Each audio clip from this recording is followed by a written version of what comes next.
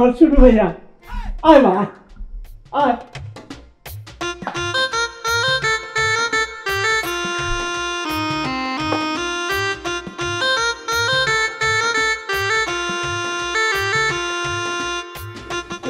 সমস্যা বাবা?